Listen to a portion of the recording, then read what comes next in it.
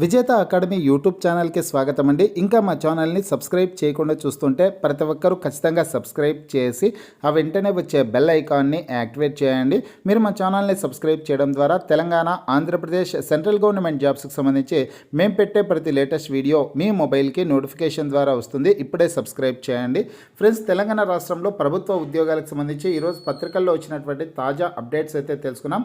ప్రతి ఒక్కరు ఈ వీడియోని ఎండ్ వరకు చూడండి. పూర్తి వివరాల్లోకి వెళ్లే ముందుగా ఫ్రెండ్స్, ఆఫర్లో భాగంగా Telangana, Andhra Pradesh forest beat officer, SI constable, జిల్లా కోర్టు, హైకోర్టు ఉద్యోగాలు, అలాగే RRB group D, SBI clerk ఉద్యోగాలకు సంబంధించిన ఏ ఫుల్ కోర్స్ అయినా సరే విజేత అకాడమీ యాప్ ద్వారా కేవలం 399 రూపీస్కే అందించడం జరుగుతోంది. హైదరాబాద్లోనే ఫేమస్ ఫ్యాకల్టీస్తో క్లాసెస్ అయితే ఉంటాయండి.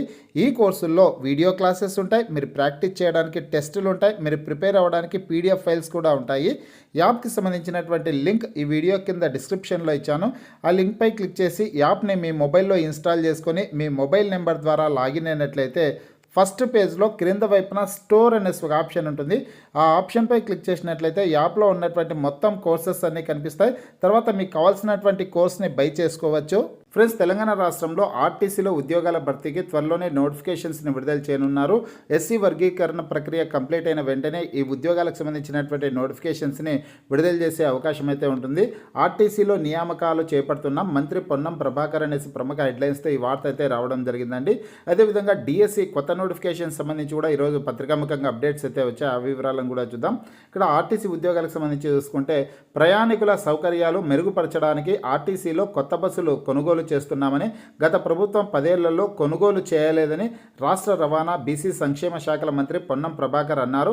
3500 మంది ఉద్యోగులు పదవీ విరమణ పొందినా ఒక్క ఉద్యోగిని నియమించలేదన్నారు. తాము 3038 మంది డ్రైవర్లు, కండక్టర్లతో పాటు కారుణ్య నియామకాలను చేపడుతున్నామన్నారు అనేసి ఇక్కడ ముఖ్యమైన సమాచారం అయితే ఉందండి. ఈ విషయాన్ని ఆయన ఎప్పుడు చెప్పారంటే గురువారం అంటే నిన్నటి రోజున సిద్దిపేట జిల్లా హుస్నాబాద్లో 2 కోట్ల వ్యయంతో ఆధునీకరించిన ఆర్టీసీ బస్ స్టేషన్ను ప్రారంభించారు. అనంతరం జరిగినటువంటి సభలో మంత్రి ఈ విషయాన్ని అయితే చెప్పడం జరిగిందనమాట. మొత్తం 3038 డ్రైవర్ పోస్టులు, కండక్టర్ పోస్టుల భర్తీ కోసం త్వరలోనే నోటిఫికేషన్స్ని విడుదల చేయనున్నారండి. అలాగే కారుణ్య నియామకాలు కూడా చేపట్టనున్నట్లు మంత్రి గారు వెల్లడించడం జరిగింది. ఎస్సీ వర్గీకరణ ప్రక్రియ కంప్లీట్ అయిన తర్వాతనే ఈ ఉద్యోగాల భర్తీ చేపట్టనున్నారు. దాదాపు మార్చి లేదా ఏప్రిల్ నెలలో ఈ ఉద్యోగాల భర్తీకి సంబంధించినటువంటి నోటిఫికేషన్స్ని విడుదల చేసే అవకాశాలు అయితే ఉంటాయన్నమాట. ఇవి ఆర్టీసీ ఉద్యోగాలకు సంబంధించి వచ్చినటువంటి అప్డేట్స్. అదేవిధంగా డిఎస్సి కొత్త నోటిఫికేషన్ సంబంధించి చూసుకుంటే ఏప్రిల్ తర్వాత డిఎస్సి ఎస్సీ రిజర్వేషన్ల వర్గీకరణపై కమిషన్ సంప్రదింపులు, కమిషన్ నివేదిక తర్వాతే కొత్త నోటిఫికేషన్లు వచ్చే ఛాన్స్. 4000 నుంచి 5000 పోస్టులతో డిఎస్సి వేసే అవకాశం అనేసి ఇక్కడ కొన్ని ముఖ్యాంశాలు కూడా ఉన్నాయన్నమాట.